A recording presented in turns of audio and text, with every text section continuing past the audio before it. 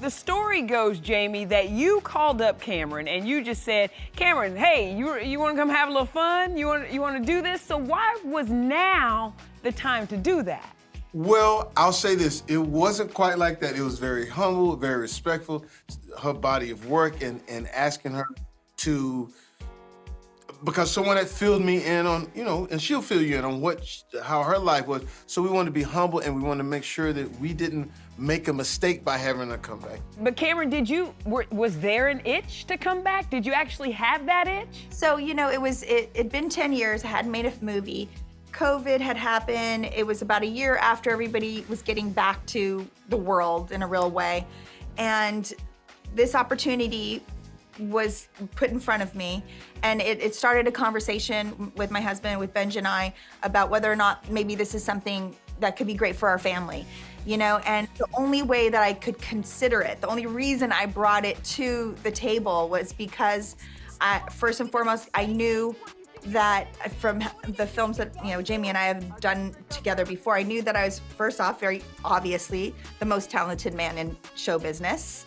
And then I already know he's a great partner and professional, and I just knew we would have a great time. And if I'm gonna leave my family 10 hours out of the day, I knew that it had to be with somebody who I could count on, that I knew we were gonna have a fun time. And the fact that the opportunity for me to even come back after 10 years, I consider making movies a privilege, you know, and the fact that I was able to do it for a couple of decades, and that I was able to come back after a decade, and that this level of film and talent was an option for me.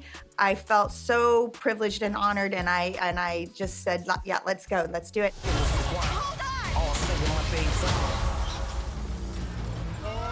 Back in business. Just like old times, baby. Just like old times. And as Jamie said, he always said, my feet aren't gonna touch the ground. They never did. He took such great care of me, and we had the best time. Okay, you know that I love our life. What? Tonight, something clicked. It is so good to see you two sitting there together, because we know in so many ways this movie almost didn't happen. So quickly, Cameron, to you, the first time you got to hug this man again, what was that moment like for you? I mean, I think that Jamie, what he went through, it's, you know, his experience is the most important thing for the people who love him and care about him. And that's not just the people who know him, it's the world, you know?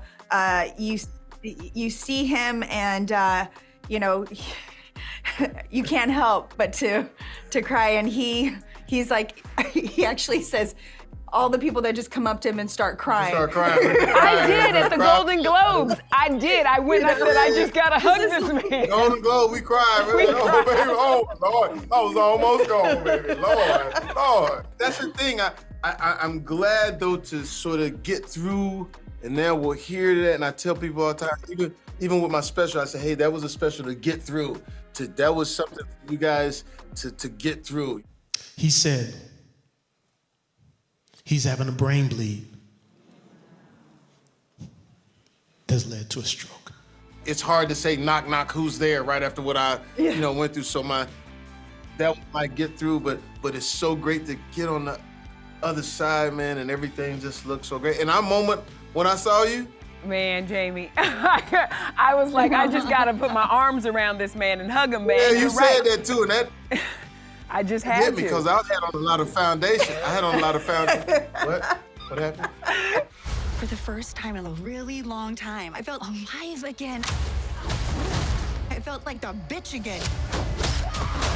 Mom, she's fine, it's not that bad. You're coming back as a mama of two, and you're playing a mama of two.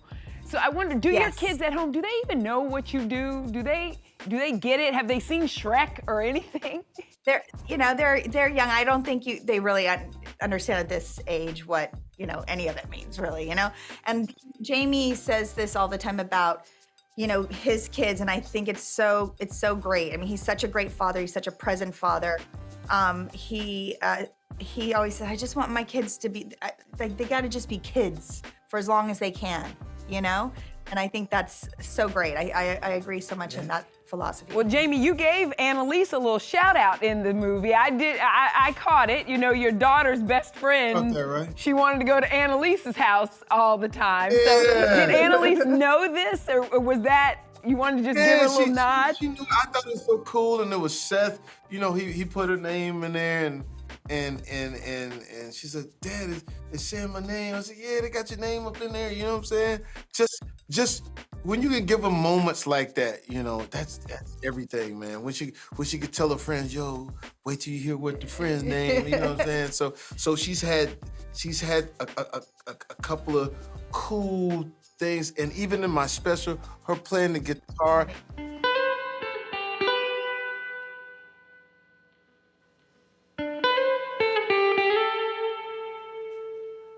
And she was like, "Dad, I want Instagram." I said, "Well, you ain't gonna get it over here. I don't want you to have Instagram yet. I want you to be a kid." She said, "But I gotta promote my music." I said, "Well, wait till this special come out." And the special came out. And as we having this conversation in an eatery, and I'm being probably, you know, tough dad, like, you can't have this. So a lady come around the corner and go, "Oh my God, I saw you on the crowd." I said, "See?" I said, "See?" So being able to give her moments like that, that's the good stuff. And Cameron will see that. And when your kids get old enough, they're gonna be blown up. My mama is incredible. And my daddy. My mama and my daddy. No, we talk about this all the time, and it's actually one of the story points of the movie that I love. I knew you guys were lying about something, but I never thought you were cool enough to be spies. I mean, that's not why we're cool. Yeah, that's not why we're cool. It's like my fantasy is, you know, we talk about how all of our friends with kids and his kids, we're parents. Kids don't care how cool you are to everybody else, right? And our characters have this big secret from their kids. And when their kids find out who they really were, you know, they're like, you were cool?